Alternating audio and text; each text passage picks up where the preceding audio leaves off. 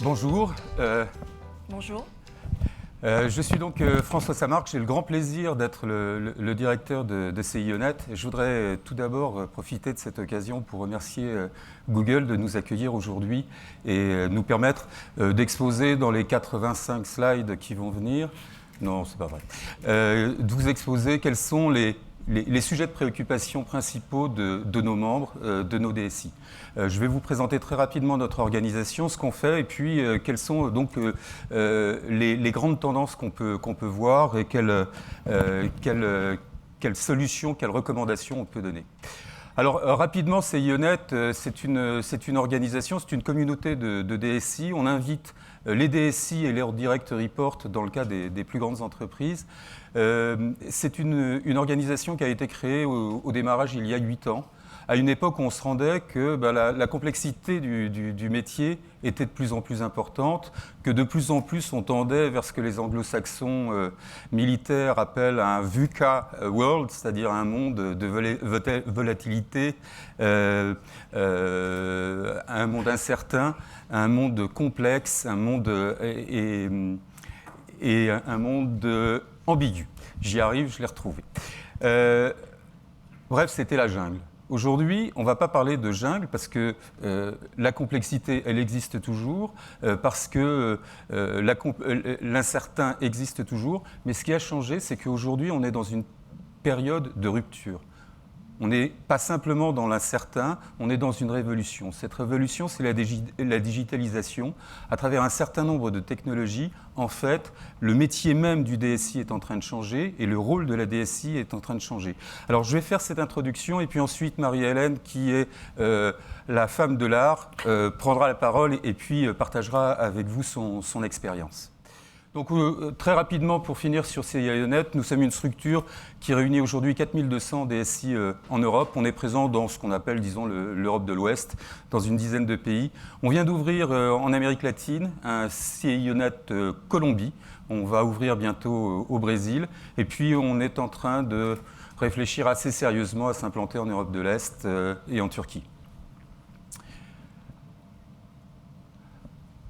Notre métier, c'est d'aider les DSI à échanger entre eux, entre pairs, sur leurs expériences, sur leur savoir-faire. Et pour ce faire, on a tout un tas de services qu'on leur fournit gratuitement, des magazines, des newsletters, etc. Et puis surtout des séminaires qu'on organise dans chaque pays. On en fait à peu près un tous les 2 mois sur les sujets qu'ils nous ont demandé de traiter. Et pour 2013, l'ensemble de CIONet a organisé 55 événements. On en a fait 6 en France. Mais ce qu'il y a d'intéressant, c'est qu'il y a eu 7 sujets principaux qui ont été traités, c'est-à-dire qu'en fait, d'un pays à l'autre, on retrouve les sujets de préoccupation principaux, bien sûr, même si on ne les traite pas forcément de la même façon. Je veux dire, les anglo-saxons sont plus technologiques, nous, on est plus stratégique et organisationnel, par exemple. Et donc, c'est sur la base de ces demandes-là que je vais vous expliquer ce qu'on voit comme sujet de préoccupation et comme grande tendance dans l'IT aujourd'hui. Donc, quelles sont les priorités? Voilà les 7 sujets qu'on nous a demandé de traiter l'an dernier. Alors si je schématise rapidement, il y en a 4 qui relèvent de la technologie. Ce n'est pas une grande surprise. C'est le big data, c'est le cloud, c'est la mobilité, et puis c'est la sécurité qui sous-tend et qui conditionne évidemment les 3 technologies précédentes. Et puis il y a 3 sujets qui sont plus organisationnels et stratégiques. Le leadership dans le domaine digital et dans le domaine de la digitalisation. L'IT en tant que business partner, en termes de partenaire réel des métiers. Et puis un sujet purement RH, c'est comment je vais recruter, comment je vais gérer, comment je vais retenir les talents de mes équipes informatiques du futur, sachant que, comme toujours, moi, DSI, mon job, c'est de créer des équipes pour réaliser des tâches que je ne connais pas à l'avance. Si on regarde en France ce qu'on a prévu de faire cette année, là aussi, quels sont les sujets qu'on nous a demandé de traiter? Voilà, on retrouve la même chose. 1, le big data et la valeur ajoutée créée par le big data. 2, l'open source et surtout les nouveaux modèles de l'open source. Ça, c'est déjà des séminaires qui ont eu lieu. Et puis, on va traiter bientôt l'identité numérique, la création de valeur par la mobilité, la sécurité dans le cloud. Et on fera à la fin de l'année notre grand congrès annuel sur les nouveaux rôles de l'IT. Et quand je parle de nouveaux rôles de l'IT, j'entends les nouveaux rôles de la DSI et du DSI à nouveau. Alors, en fait, tout ça, si on veut le résumer et le synthétiser, c'est ce qu'on va appeler la digitalisation, la numérisation, l'entreprise numérique. Peu importe. Mais qu'est-ce que ça veut dire fondamentalement? Ça veut dire une interconnexion pour tous les différents acteurs, qu'ils soient dans le domaine de l'entreprise ou dans le domaine du particulier. Ça veut dire partout et ça veut dire pour tous les types d'intervenants, des groupes, des sociétés, des individus, des objets. Ça veut dire quoi de façon un petit peu plus sensible? Ça veut dire que la révolution dont je vous parle, c'est qu'aujourd'hui, l'informatique, elle a infiltré l'ensemble des métiers en dehors de l'informatique. Elle s'est déplacée. Le Gartner a indiqué il y a quelques semaines qu'aujourd'hui, environ 20% des achats informatiques dans les entreprises étaient réalisés hors DSI. Le Gartner estime que d'ici à la fin de la décennie, ce sera 80% des achats qui seront hors DSI. C'est ça la révolution. C'est ça le changement. Alors, on peut y trouver des avantages et des inconvénients, mais c'est réellement la tendance. Mais ça ne veut pas dire que le DSI n'aura pas un rôle crucial là-dedans, bien au contraire. Un autre chiffre, 60% des devices connectés qui se vendent aujourd'hui sont des smartphones ou des tablettes. Un énorme changement. Alors, si on essaye d'analyser un petit peu les conséquences et les composantes de cette digitalisation, il y a 3 pavés. Ils sont évidents, c'est le big data, c'est le cloud, c'est la mobilité. Le big data, il a un impact organisationnel, stratégique, très lourd. Ça veut dire quoi, investir dans le big data? Ça veut dire que je reconnais la valeur de la donnée dans mon entreprise. Qu'est-ce que c'est que la valeur de la DSI dans l'entreprise? C'est quoi? C'est son parc de matériel? Mais non. C'est son parc de logiciels? Encore moins. Non, la valeur de la DSI, le capital immatériel de la DSI, c'est la donnée et c'est les savoir-faire. Il y a, avec l'approche Big Data, la reconnaissance de ce changement complet dans la valorisation de la DSI, et sacrément à son avantage d'ailleurs. Le cloud, c'est les promesses de scalabilité, ce sont les promesses de capacité à déployer vite, à déployer globalement. La BYOD, la mobilité, c'est évidemment les promesses davantage d'interactivité, etc. Tout ça, ce sont les grandes promesses de ces nouvelles technologies. Comme toutes les promesses, parmi elles, il y en aura qui seront dépassées, il y en aura certaines qui seront tenues, puis il y en aura peut-être certaines qui seront déçues. En tout cas, c'est un état de fait. En tout cas, c'est un état de fait et il n'est pas question, vous avez vu les résultats des analyses par les précédents orateurs, il n'est pas question d'éviter cela. Tout ça, pourtant, ça représente des sacrés enjeux pour les DSI. Le big data, le problème du big data, c'est qui est responsable. Est-ce que c'est la direction informatique qui est responsable des approches big data? Est-ce que c'est la direction marketing?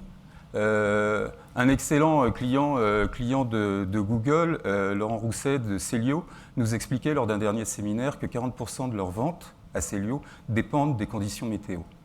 Ils ont donc développé des approches big data très fortes pour connaître finement les corrélations qui existent entre les météos locales et les choix d'habillement, etc. Donc c'est de l'informatique, c'est du marketing aussi. On peut très bien imaginer par ailleurs qu'une direction administrative et financière ait des besoins de big data. Enfin, le Gartner pointe qu'il y a de plus en plus d'équipes de data scientists qui se créent en dehors des directions informatiques ou des directions opérationnelles. Donc, toute la question du big data pour la direction informatique, c'est comment j'accompagne ça, comment je contrôle, comment j'évolue. Le cloud, ça pose des problèmes de cohérence. Où est-ce que je vais mettre mes données? Il va y avoir de toute façon du cloud privé, du cloud public, du cloud hybride. Comment est-ce que je vais gérer ça? Problème de cohérence, problème de sécurité, comme l'orateur précédent le disait. Le BYOD, c'est pareil. Le BYOD, c'est un problème d'homogénéité, c'est un problème de consistance, c'est aussi un problème de sécurité. Donc bref, on est confronté à toutes ces questions, tous ces problèmes, et il y a des solutions. Encore faut-il avoir la possibilité de les adresser et de les adresser très vite. Et pour ça, le DSI est crucial. Et quand je dis crucial, j'entends le sens étymologique. Il est à la croisée. Il est à la croisée des chemins, il est le point central de la solution à tous ces challenges. Tout simplement parce que la DSI, par nature, c'est une structure transverse. Tout simplement aussi parce que pour assurer la la cohérence, pour assurer la qualité, pour assurer la sécurité, eh bien, il faut une compétence technologique forte, et que ça, c'est du ressort de la DSI. Mais pour faire tout ça, il va falloir être capable d'anticiper les évolutions. On a parlé pas mal de BYOD. Vous avez vu avec les présentations qui vous ont été faites que c'est WYOD dont il faut parler aujourd'hui. Le Wear Your Own Device. Qu'est-ce qui va se passer quand chez vous, dans votre entreprise, des gens vont venir avec des Google Glass? Est-ce qu'il ne faut pas réfléchir tout de suite à utiliser, je ne sais pas, par exemple des smartwatches pour équiper des équipes commerciales sur le terrain? Peut-être qu'avec ça, on peut développer des applications assez simplement qui vont augmenter l'interactivité, la vitesse de réponse des équipes commerciales vis-à-vis des clients. C'est des questions qu'il faut se poser maintenant, tout de suite. Il faut donc comprendre évidemment les besoins métiers. Et puis, il faut être perçu, et ça c'est toujours le challenge dans une DSI, non pas comme un fournisseur de services, mais comme un créateur de valeur. Avant-dernière slide, la disruption. On a une opportunité énorme pour que le directeur informatique, le Chief Information Officer, devienne le Chief Innovation Officer. Ça veut dire quoi? Ça veut dire de faire de l'IT un partenaire des métiers. Mais ça veut dire aussi être capable de marketer la DSI. Ça veut dire être proactif et savoir proposer de nouveaux usages avant que les demandes n'arrivent. Et puis, ça implique forcément de s'allier avec des sociétés très innovantes. Et les sociétés très innovantes, il y en a en gros de deux types. Il y en a des très très rares qui sont des grandes sociétés à grand spectre et très innovantes. Vous imaginez qu'un nom me vient à l'esprit aujourd'hui. C'est évident qu'une société comme Google est dans ce type-là. Et puis, en dehors de ça, il y a des sociétés, des startups, des petites sociétés innovantes qui sont capables d'apporter beaucoup. Depuis 3 séminaires, nos membres nous demandent systématiquement d'inviter 2, 3, 4 startups en fonction des sujets pour leur faire présenter leur pitch et que nos membres aient une vision de ce qu'elles peuvent apporter comme innovation. Vous avez la possibilité avec des startups de faire des petits projets courts, rapides, avec des quick wins ou des quick loss, c'est pas grave. Mais vous avez là la possibilité d'avoir une démarche d'innovation et de création rapide. Un dernier point, ça a déjà été soulevé, mais c'est évident. Pour être un Chief Innovation Officer, il faut avoir l'écoute à minima, l'aval certainement, et de la direction générale, et probablement, idéalement, être membre du comité de direction. Je vais en terminer par les compétences qui sont demandées, sur lesquelles il faut probablement que nous tous nous développions pour prendre plus en compte cette digitalisation. Bien sûr, il faut toujours avoir les compétences d'un DSI classique, old style, si on veut. Mais il va falloir développer des compétences à destination des gens avec lesquels on travaille, des compétences métiers, leurs compétences métiers. Vous savez, enfin, j'imagine que c'est le cas chez pas mal d'entre vous. On est en train d'intégrer dans les DSI des compétences qui ne sont pas des compétences informatiques, mais qui sont des compétences métiers. Il faut vous-même avoir la possibilité de développer ces compétences métiers. Alors là, voilà des exemples, mais avoir des compétences en e-commerce et en supply chain management, ça fait vachement de sens si on va s'amuser à développer des services qui vont permettre de multiplier des canaux. Oui, c'est bien de multiplier des canaux de vente, encore faut-il être capable d'éviter les conflits. Il faut avoir des compétences en marketing, en médias sociaux. On a aujourd'hui la possibilité de développer un marketing beaucoup plus personnalisé, beaucoup plus proche du client. Il faut que la DSI soit pas simplement là pour prendre les ordres de la direction du marketing, mais qu'elle soit force de proposition. Il va évidemment falloir avoir la capacité de développer des produits et des services digitaux et de connaître et de développer ses compétences en management du changement. Voilà ce qui me semble être les réponses qui sont nécessaires à la digitalisation. Je voudrais dire que, pour conclure, que c'est un challenge, en même temps c'est absolument passionnant. Le rôle du DSI aujourd'hui n'a jamais été aussi passionnant, il n'a jamais été aussi transverse, il n'a jamais été aussi global, il n'a jamais autant mérité le titre de directeur général de l'innovation. Voilà, je vous remercie, je vais passer la parole à Marie-Hélène.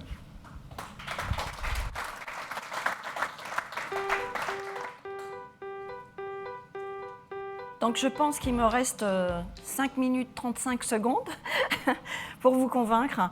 En fait, je ne vais pas passer tous mes slides, mais je vais insister sur certains points qui sont vraiment importants. Contexte global, Sébastien en a parlé ce matin, non pas ce matin, début d'après-midi. C'est vrai que de toute façon, il y a 3 éléments clés importants. Un, vous n'allez pas porter tout seul la transformation digitale, donc c'est vraiment une volonté de l'entreprise de changer.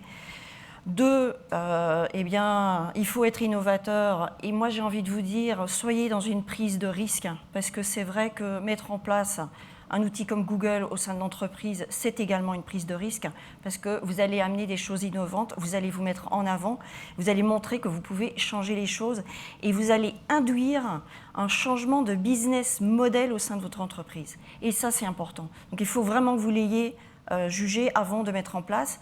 Et aussi, la mise en place de Google et tout ce que vous pouvez faire en termes de transformation digitale, eh bien, Google est un élément clé, mais ce n'est pas que ça. Donc, vous aurez vraiment réfléchi à comment transformer votre entreprise. Et on l'a dit ce matin, on l'a dit dans Chrome, on ne peut pas tout mettre à la poubelle, donc on est obligé de garder. Donc la transformation, elle se fait étape par étape et avec des nouvelles choses qui arrivent. Et pour reprendre une présentation d'Oren Nadjar, il dit on pense d'abord si la nouvelle application peut être dans le cloud et on essaye de trouver pourquoi elle ne peut pas être dans le cloud. Donc c'est vraiment une nouvelle façon d'aborder notre métier quand on entame vraiment une transformation digitale. Alors, est-ce que vous connaissez le Morgan's Lab ? Levez la main. Je suis rassurée, c'est ma fille. Voilà. Alors, pourquoi je vous parle de ma fille ? Parce qu'en fait, je pense qu'il est important qu'on réalise que nos enfants sont les employés de demain. Et je l'observe et je regarde comment elle travaille. Et un jour, j'étais dans le divan à côté d'elle et puis je lui dis, mais enfin, Morgane, tu as ton projet à rendre, tu es en permanence sur Facebook. Elle m'a dit, oui. Je dis, mais ça va pas là. Elle dit, mais si, on partage le projet, on a créé un groupe de travail privé sur Facebook. Je dis, mais pourquoi vous avez fait ça ? Parce que mon école ne nous donne pas les moyens de faire du partage. Donc, on utilise ces moyens-là.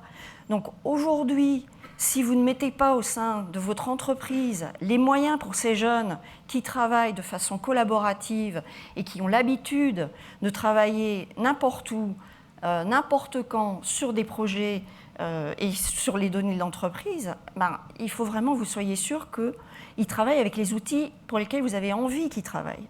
Et donc, c'est hyper important. Et regardez vos enfants, comment ils fonctionnent. Et c'est vraiment un laboratoire magnifique. C'est ça que j'avais envie de vous dire. Regardez-les, parce que demain, ils sont là. Un jour, elle est arrivée en me disant « Maman, quand je suis à la maison, je suis sur mon PC, je travaille sur mon document, mais je voudrais pouvoir le réviser dans le métro. T'as pas une idée ?» Alors, je n'osais pas prononcer le mot. Elle me dit « Parce que tu sais, j'ai un compte Gmail et j'ai vu, il y a Google Drive. Je pourrais le faire avec Google Drive. » Et j'ai trouvé ça extraordinaire qu'une gamine de 17 ans, parce que c'était il y a 3 ans, elle arrive avec la solution d'elle-même. Elle avait trouvé le truc qui lui permettait de revoir son document, de le modifier dans le métro, mais quand elle allait arriver à la maison, donc pas de perte de temps, parce qu'elle avait 1 heure de trajet, mais quand elle allait arriver à la maison, elle allait reprendre son document là où il l'avait laissé dans le métro. Et donc c'est vraiment toute une démarche qui est dans la tête de nos enfants, mais qui sont aussi nos employés de demain. Alors, l'adoption. Donc, j'ai mis en place Google chez Europcar. Ça faisait partie d'un plan de transformation où on a mis en place aussi Salesforce, des outils d'analyse prédictive. C'est une évolution. Moi, j'ai envie de vous alerter sur certains points. Si vous avez cette réflexion, validez vraiment que la direction générale a acheté, qui sont vraiment les sponsors, parce que mettre en place Google sans avoir un fort sponsor, il y a des freins au sein de l'entreprise qui sont énormes. Et les premiers freins, ils vont venir de vos équipes IT. Pourquoi vos équipes IT ? Parce qu'ils se disent, mais qu'est-ce que je vais faire demain ? Je ne vais plus être indispensable. Je ne vais plus m'occuper de mes serveurs, Notes ou Exchange ou autres. Je ne vais plus mettre des patchs de sécurité. Je ne vais plus faire tout ça. Eh bien oui, ils ne vont plus faire tout ça. Donc, il faut leur apprendre qu'on va changer de métier. Donc, validez bien l'adoption, faites un prototype avec vos équipes, emmenez-les chez Google et puis montrez-leur à quoi ça va ressembler leur métier de demain. C'est hyper important. Il y a quelque chose aussi qu'on hésite de faire quand on est DSI, c'est de faire une enquête. Faites-la, l'enquête de satisfaction utilisateur. Parce que c'est par l'enquête de satisfaction utilisateur que j'ai pu, au niveau de la direction générale, leur dire « Mais regardez, les employés qui sont dans les stations chez Europcar, eh bien, ils ont envie de se sentir faire partie d'un groupe. Et ils demandent des outils de collaboration. Ils voudraient avoir du chat, ils voudraient pouvoir voir qu'il y a quelqu'un qui est en ligne dans une grosse station et qui peut les aider parce qu'ils ont en face d'eux le client qui a loué à Orly ou à Roissy et ils ne savent que faire de la voiture. Et donc, c'est hyper important. Donc, n'hésitez pas. Mettez en place aussi des enquêtes de satisfaction pour justement montrer au niveau des directions générales le besoin de collaboration s'ils n'en ont pas pris conscience. Comment faire ? Gestion de projet classique, un comité de sponsoring au niveau de la direction générale. Ne sous-estimez pas la communication. Vraiment, il faut mettre à jour la direction générale sur où en est le déploiement, les freins, les personnes qui sont moteurs. Trouver aussi, comme dans tout bon projet, un sponsor en disant bah, tiens, qui a envie de participer au pilote. Chez Europcar, on avait pris l'équipe d'audit interne. Alors l'équipe d'audit interne, c'est un bonheur par excellence. Parce que pour faire de l'audit interne, qu'est-ce qu'ils envoient? Des fichiers Excel, par mail. Donc après, qu'est-ce qu'ils doivent faire? Consolider tous les pays. Et puis, ils fournissent le résultat au comité d'audit 3 mois après. Donc, qu'est-ce qu'on a fait? On a pris Google Sheet, qu'on a partagé. On a envoyé un mail de partage à l'ensemble des auditeurs de tous les pays. Ils avaient chacun leur feuille à remplir, qu'ils ont remplie en ligne. Derrière, avec notre intégrateur, on avait développé une macro de consolidation. Les auditeurs au siège, une fois que les pays avaient rempli, ils cliquaient, c'était intégré. Le gain a été 2 mois et demi pour présenter les résultats à la direction générale. Donc, l'audit interne, franchement, elle était hyper heureuse. Donc, trouvez quelqu'un, si vous voulez mettre en place Google, trouver quelqu'un qui va vraiment être votre porte-flambeau sur ces sujets-là. Et puis alors, pour moi, une migration vers Google, ce n'est pas un problème technique. C'est une question de gestion du changement. C'était, je ne sais plus qui l'a dit cet après-midi, mais qui n'envoie plus de pièces attachées. Je pense que c'est Sébastien. Il n'envoie plus de pièces jointes dans ses mails. Ben non. Puisque avec Google, vous envoyez juste un lien et puis les gens vont voir le document. Et donc tout ça, c'est une gestion du changement parce que les personnes, elles ont leurs réflexes.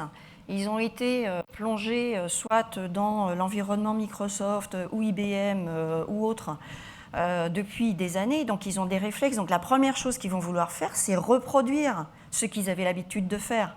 Or là, non, on va leur apprendre à travailler différemment. Et donc faites attention et s'il y a bien une chose à mettre en place, c'est vraiment une vraie équipe de changement qui va être là pour toutes les questions, pour les aider à répondre aux questions, pour travailler différemment, pour communiquer, pour lever les freins, pour être vraiment à leur disposition. Il y a un point aussi que j'aimerais insister, sur lequel je me suis un peu battue, c'est vous n'allez pas récupérer l'historique de vos données mail ou de vos dossiers qui sont sur les filers. On va vous laisser accès aux anciennes applications, mais vous redémarrez from scratch avec toute la suite Google. C'est une petite bataille en interne, mais si vous la gagnez, vous gagnez beaucoup d'argent et beaucoup de temps. Parce que les personnes vont aller directement et vont faire le saut directement dans l'environnement Google. Et ça, c'est hyper important. Choisir un partenaire. Je vous ai dit que ce n'était pas une problématique, de difficultés techniques, mais que c'était une capacité à délivrer des projets complexes. Donc, c'est vraiment, il faut trouver un partenaire qui a déployé une factory. La factory, c'est-à-dire un partenaire qui a mis en place les outils qui permettent de migrer massivement des utilisateurs. Si je prends l'exemple de Roche, ils migraient un pays par week-end. Donc ça pouvait être 1500 à 2000 ou 3000 utilisateurs en un week-end. Et le lundi, tout le monde était sur le pont et ça se passait bien. Parce qu'ils avaient préparé tout le changement, tout l'aspect communication. Donc, faites attention, vérifiez bien que votre partenaire a bien les outils, a bien développé ce qu'il fallait. Il faut que votre partenaire aussi vous accompagne. Alors, on avait mis en place chez Europcar différents, on avait trouvé un nom au projet. Donc, le projet s'appelait Moogly. Et on a mis en place tous les, les panneaux, les t-shirts. Il y avait même des petits cadeaux. On a fait un concours en interne. Il y avait des quiz qui apparaissaient toutes les semaines. Comment fait-on ça ? Comment pouvons-nous envisager telle et telle chose ? Donc ça, c'est la conduite du changement parce que ça devient la réalité de tout le monde. Et puis, le dernier point, c'est qu'on avait mis tous les relais adaptés à toutes les situations. Donc avec notre partenaire, on a vraiment pris le floor workers. Donc je ne sais pas faire, qu'est-ce qui se passe ? Donc dès la fin de la migration, on avait des personnes de l'équipe informatique qui allaient voir les personnes qui avaient été migrées et être sûr que tout se passait bien, il n'y avait pas de problème. Il y avait aussi des Google champions. Donc on a mis en place des personnes qui jouaient les relais qui pouvaient répondre aux questions des utilisateurs. Et puis après, j'utilise Google Drive, j'utilise Google Sheets, j'ai une idée. Donc, qu'est-ce que je peux faire ? Et donc, on avait mis en place aussi, un Google Desk qui reprenait tous les projets et puis on faisait le tri et puis on avançait.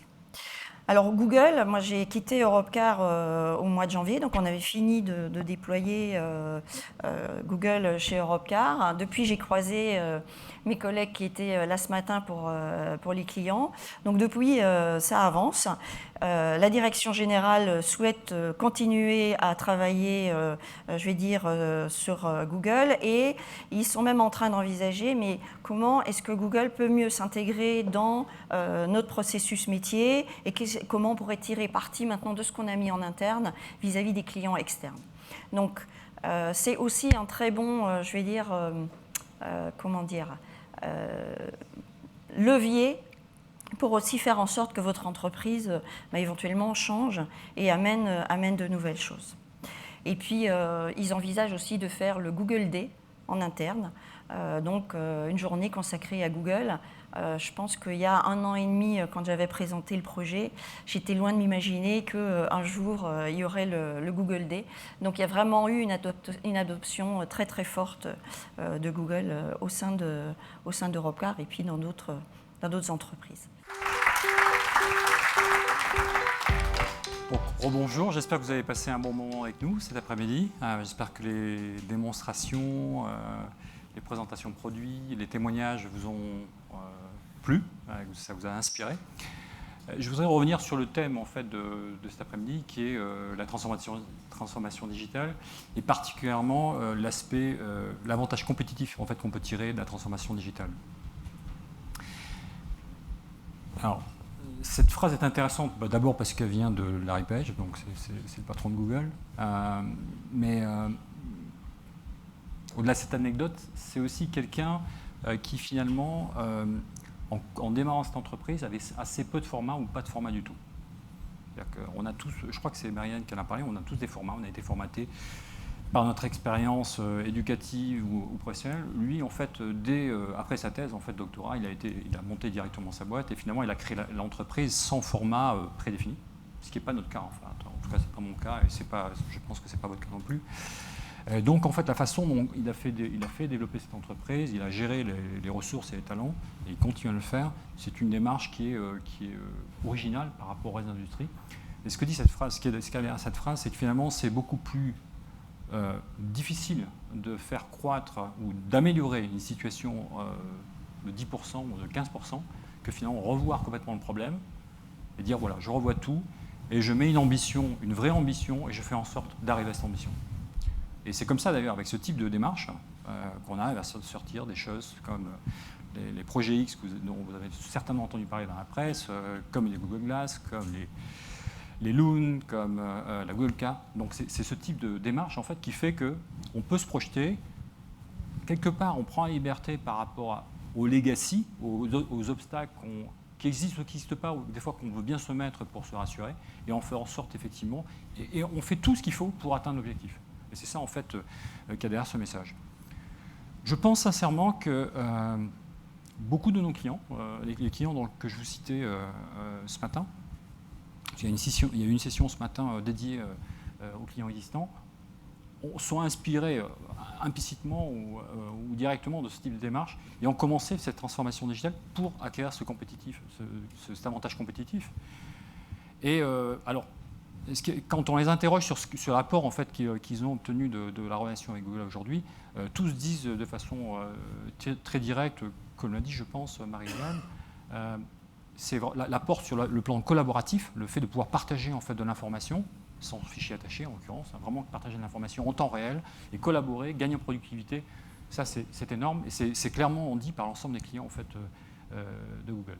Le deuxième retour, c'est la réduction de coûts. C'est vrai qu'il y a une réduction de coûts qui est tangible et qui est directe, en fait, qui est dès l'acquisition du modèle, on reconnaît une réduction de coûts. Et cette réduction de coûts, elle augmente au fur et à mesure, on améliore en fait, la productivité. Et au fur et à mesure, on adopte les outils, au fur et à mesure où on crée un lien intime entre les outils et les propres process internes de l'entreprise, notamment les process métiers.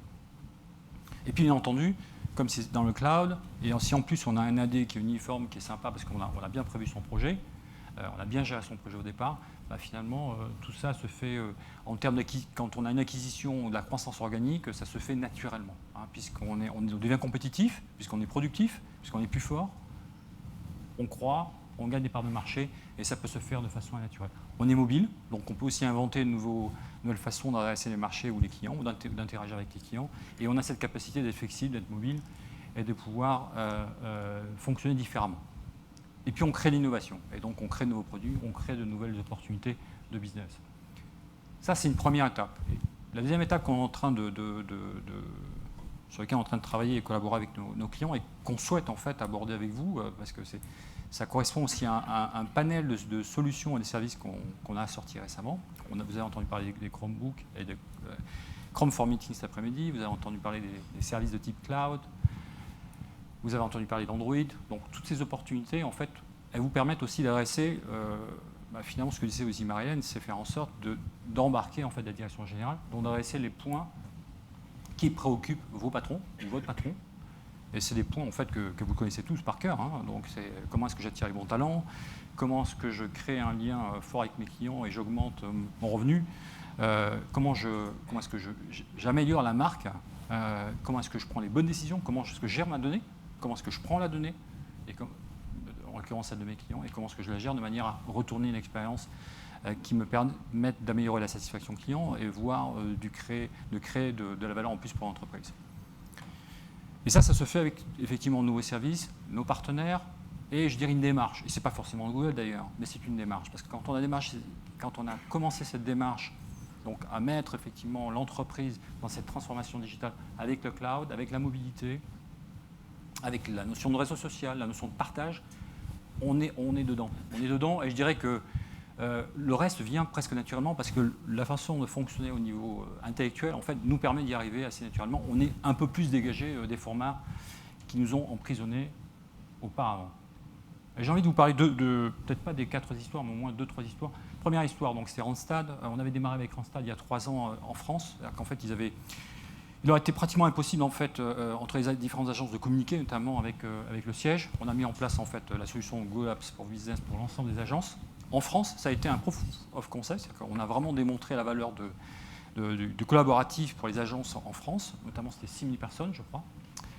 Et on a ensuite déployé sur l'ensemble du groupe, en l'occurrence sur 20 000 personnes. Chronopost, il se trouve qu'actuellement, en fait, Bernard Lemaire, qui est le DRH de Chronopost, est en train de faire une interview à BFM TV avec Sébastien.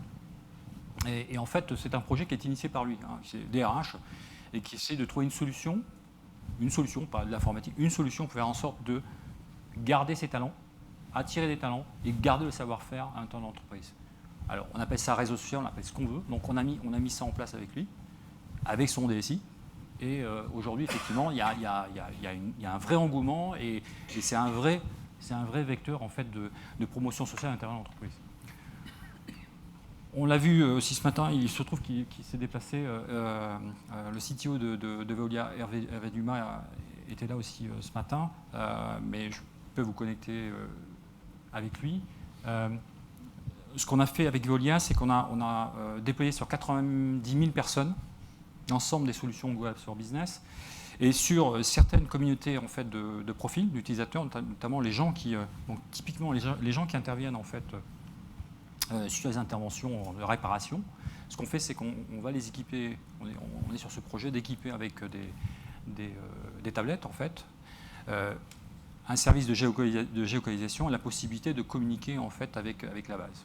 Alors pourquoi on fait ça? Parce qu'en fait, ces personnes qui interviennent sur des points, s'ils ne sont pas connectés et s'ils ne trouvent pas la pièce qui leur est nécessaire pour réparer, un, problème de satisfaction client parce qu'on ne répare pas, deux, problème de coût parce qu'on est obligé de revenir, retrouver ce qui est nécessaire, trouver la compétence ou la pièce qui est nécessaire, et puis repartir pour refaire la réparation. Donc là, on gagne en coût, on gagne en satisfaction client, et on améliore aussi le réseau. Et puis quand même le dernier exemple, j'avais dit que 2, mais je vais faire les 4, c'est Cdiscount. Donc l'idée là, c'est, on parle de big data, là c'est un cas très concret. Cdiscount a des millions de données en fait, disponibles à travers simplement le fait que les internautes se connectent sous leur login en fait, et naviguent pour faire des potentielles acquisitions de produits. Ce qu'on fait, c'est qu'on analyse en temps réel avec des algorithmes et en se basant sur les capacités de calcul de la plateforme Google, l'information de manière à proposer en temps réel, de façon proactive, des propositions de produits en fait, et des propositions de produits qui correspondent finalement à l'intérêt de l'acheteur. Et on présente en même temps une expérience utilisateur, une expérience d'acheteur qui est optimale, qui correspond vraiment à l'envie de rester sur le site. Et ça, c'est des choses qui marchent et qui existent aujourd'hui. Et je n'ai pris que 3-4 exemples. Ça, ça a été bien dit par Marie-Hélène, c'est pas, et aussi par François, ce n'est pas qu'un projet technique, ce n'est pas qu'un projet technologique. Bien sûr que le projet technologique est important, il faut que ça fonctionne. Bien sûr qu'il y a des prédispositions à prendre. Bien sûr qu'il y a du change management à faire, notamment sur l'adoption, mais c'est d'abord un projet, on pourrait le répéter 10 fois, c'est d'abord un projet de transformation qui a au moins 3 dimensions, vraiment la dimension culturelle. Et c'est pour ça qu'on a une initiative importante autour des DRH, parce qu'on pense que les DRH sont un vrai allié pour vous. Si vous êtes intéressé pour être le leader de cette transformation, il peut vous aider dans l'accompagnement et pour faire en sorte que cette transformation soit un succès. Et enfin, le business. Donc il est important d'aller chercher des sponsors dans le business, de préférence au niveau du board, parce que c'est comme ça que la décision et au niveau de gouvernance d'entreprise peut se prendre de façon satisfaisante, parce que c'est un long trajet la transformation et il faut être accompagné au moins avec ces deux types d'acteurs. Pour le faire de façon très instrumentale, ce qu'on peut faire pour vous aider et faire en sorte d'amener les directions générales, RH et métiers dans ce type de transformation, c'est vous recevoir dans le cadre de ce qu'on appelle un workshop innovation. Donc on a développé, je crois, c'est assez connu, une démarche innovation qui est assez productive. Donc on a même des recettes, on a des recettes qui sont montrées sur ce slide, qui consistent en fait à démarrer des projets de façon itérative, d'accord, et d'avoir la possibilité de se tromper ou de ne pas réussir très rapidement pour recommencer en fait et finalement réagir plus vite et être successful de façon très très rapide. Partager un maximum d'informations, se concentrer sur la donnée. Donc on a ce type de démarche. On peut le partager avec vous pour essayer de mettre vos interlocuteurs, vos partenaires internes dans une démarche de créativité qui consiste à faciliter l'innovation. Et on a aussi beaucoup de practice, on a beaucoup d'expérience en fait avec des clients. Heureusement aujourd'hui, Peut-être qu'il y a 3 ans, ce n'était pas le cas, mais aujourd'hui, on a beaucoup de cas d'usage client extraordinaires. Il se trouve que je m'occupe de l'Europe du Sud, le Moyen-Orient et de l'Afrique. J'ai par exemple en Italie, là j'ai un client qui travaille, donc qui est le premier distributeur italien, qui travaille sur des kiosques dans les magasins pour que les gens puissent consulter en fait les catalogues sans forcément aller fouiller dans le magasin. Il a proposé aussi un système avec une webcam de manière à ce que les gens puissent eux-mêmes en fait essayer virtuellement les vêtements. C'est-à-dire qu'ils n'ont pas forcément besoin, des fois c'est un petit peu agaçant, il fait chaud, on ne veut pas aller dans la cabine d'essayage. Ils vont essayer directement avec une webcam. Donc on développe un logiciel sur le cloud, en l'occurrence, sur la plateforme Google, pour faire l'essayage en fait virtuel et essayer plusieurs possibilités. On travaille sur des notions de point of sale, c'est-à-dire qu'en fait on va remplacer la caisse traditionnelle par un POS qui est en fait une Chromebox avec un écran tout simple. Voilà. Il y a plein de choses qui se passent chez nos clients. On peut partager ces usages dans le respect de la confidentialité, dans le respect de ne pas créer de difficultés entre votre industrie et peut-être un compétiteur. Et d'ailleurs, bien souvent, j'ai remarqué que bien souvent, quand on partage des expériences, c'est bien plus intéressant d'aller voir des expériences sur des industries différentes des vôtres, mais qui peuvent avoir des similarités en termes de services et de profils pour exprimer la créativité des gens donc, qui participent au workshop. Bon, on peut faire tout ça. Donc c'est une invitation. Et j'ai envie de vous dire, j'ai envie de finir cette session sur cette invitation et aussi sur une vidéo qui j'espère va vous inspirer parce que finalement elle dit tout par rapport à mon introduction. Donc la transformation, c'est pas une itération, c'est beaucoup plus que ça.